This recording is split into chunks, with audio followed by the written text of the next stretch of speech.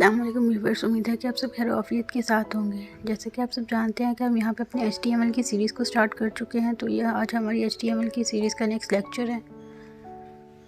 यहाँ तक आपने देखा था कि हमने पेज एक क्रिएट कर लिया था, web page, first web page. अब यहाँ से आगे हम देखते हैं हमने मज़ीद कौन कौन से टैग्स इसमें ऐड करने हैं। तो आज की वीडियो हमारी HTML के टैग्स के रिलेटेड है कि HTML के टैग्स कौन से होते हैं, उनकी क्या अहमियत और वो हम क्यों यूज़ करते हैं। तो दोस्तों, सबसे पहले हम देखते हैं कि HTML के अंदर हेड के बाद हम बॉडी का टैग ऐड करेंगे। उसके बाद HTML की हेडिंग H1 का टैग ऐड करेंगे। HTML की टोटल 6 हेडिंग्स होती हैं। 6 के बाद अगर आप 7वीं हेडिंग ऐड करते हैं तो वो शो नहीं होगी, वो आपको नॉर्मल टेक्स्ट ही शो होगा। तो सबसे पहले H1 हेडिंग जो है वो सबसे बड़ी हेडिंग होती है, तो इसको हम लोग लिखते हैं हेलो वर्ल्ड को H1 हेडिंग के अंदर। उसके बाद हम इसको सेव करते हैं। तो यहाँ पे हमने इसको सेव कर लिया। सेव करने के बाद अब हम इसे रन करके देखते हैं कि हमारी आउटपुट जो है वो हमें क्या शो हो रही है। तो यहाँ रन पे क्लिक किया, रन कमांड ओपन की और यहाँ पे हमने इसको रन किया। तो ये देखें, जैसे आप देख सकते हैं हमारा हेलो वर्ल्ड जो है वो कैपिटल हेडिंग शो हो गई है H1, जिस पे हमने लिखा था।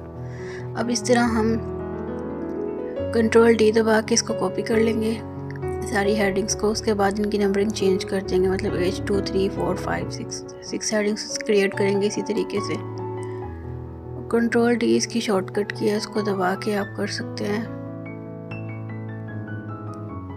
अब हमने यहाँ पे सिर्फ इसका नंबर चेंज किया, H2 हेडिंग दी।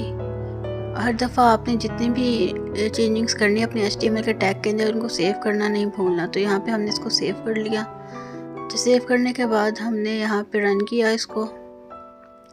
रन करने के बाद ये देखिए, हम जैसा देख सकते हैं कि आपके पास हेडिंग 2 H2 स्मॉल है H1 से, क्योंकि H1 कैपिटल हेडिंग है। उसके बाद जितनी भी हेडिंग्स आएंगी वो स्मॉल स्मॉल स्मॉल और स्मॉल होती जाएंगी। तो H2 भी सेम हो गया। इस तरह सेम हमने बाकी सबको कॉपी करके पेस्ट कर लिया और उनकी एज नंबरिंग चेंज कर दी, मतलब H3 4 5 6।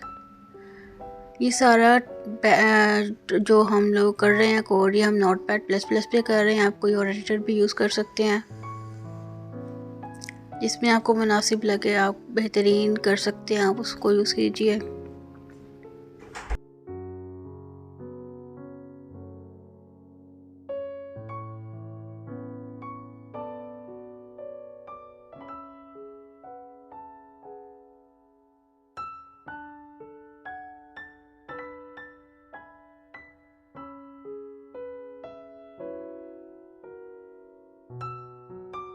तो जैसा कि आप देख सकते हैं यहाँ पे हमने सारी हेडिंग्स की नंबर चेंज कर दिए। अब इनको सेव किया, उसके बाद हम रन करेंगे।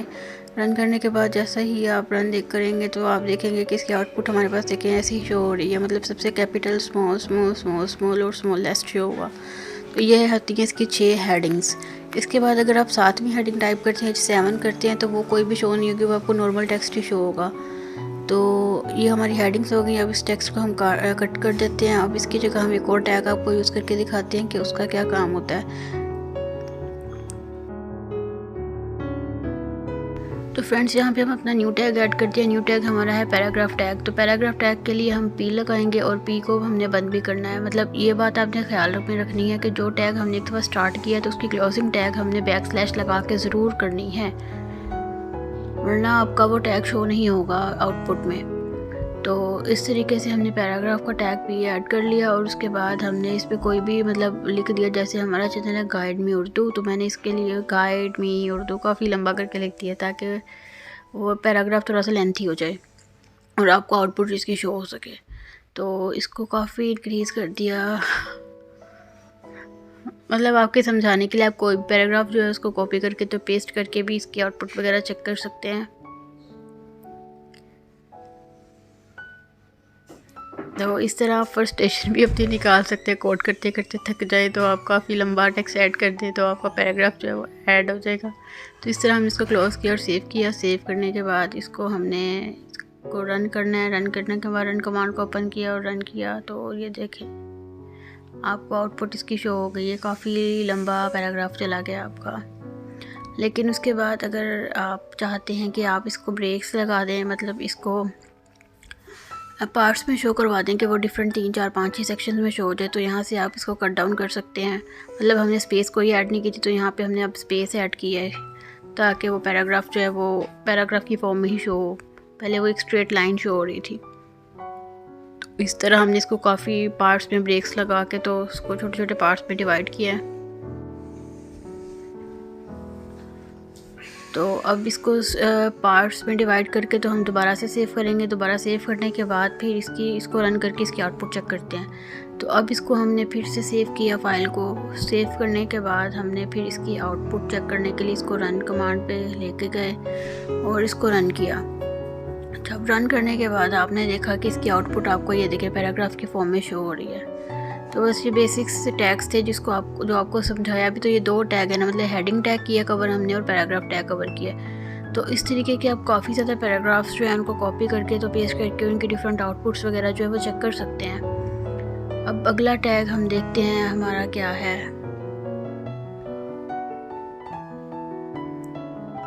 मतलब हम उसी को ही कॉपी की जा रही है कि वो थोड़ा सा लेंथी हो जाए। लेकिन अब हम इस पूरे पैराग्राफ जो है इसको मतलब पूरे टेक्स्ट को कॉपी करते हैं। कॉपी करने के बाद इसको पेस्ट करते हैं। फिर हम देखते हैं कि हम अगर एक ही टेक्स्ट पे डिफरेंट पैराग्राफ्स ऐड करें तो वो किस तरीके से उनकी आउटपुट जो है वो शो होगी। तो ये जैसे आप देख सकते हैं हमने डिफरेंट पैराग्राफ्स जो है इनको ऐड किया, कॉपी करके पेस्ट किया।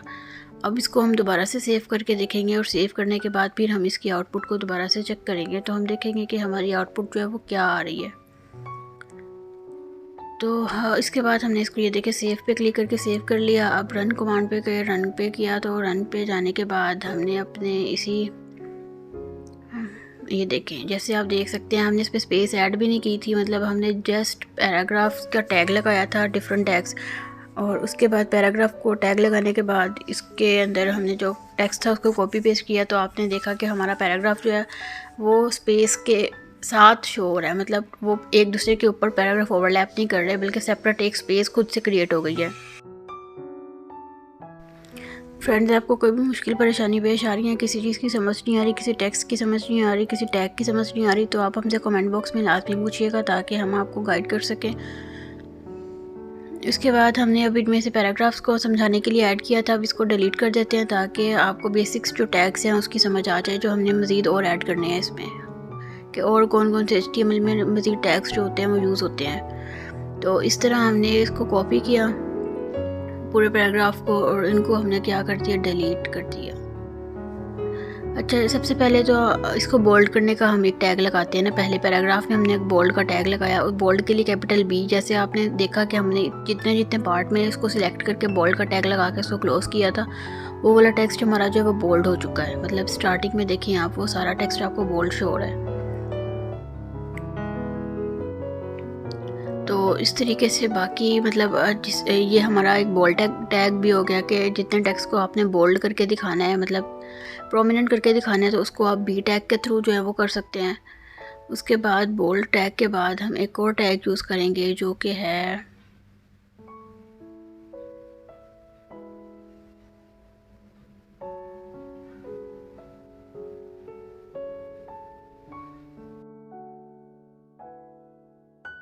जो कि अटैलिक टैग है। मतलब आई, इस अटैलिक टैग को हम आई से शो करते हैं, जो कि आपको थोड़ा सा टेरी राइटिंग शो करवाता है।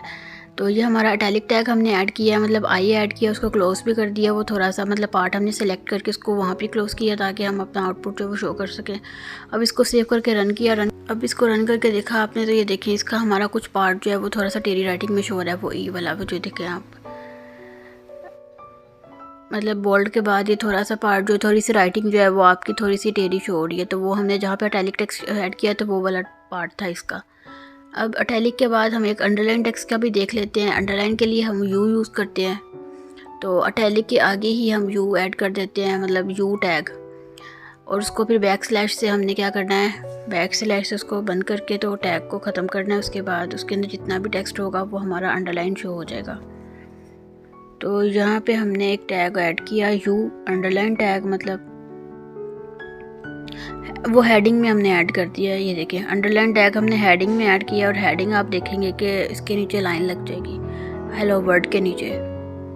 ये देखिए जैसे आप देख सकते हैं हमारा हेलो वर्ड पहले सिंपल था, अब हमने जैसे यू अंडरलाइन टैग ऐड किया तो उसके नीचे जो है वो हमारी एक लाइन आ गई है हेडिंग की। हेडिंग के नीचे लाइन आ गई है।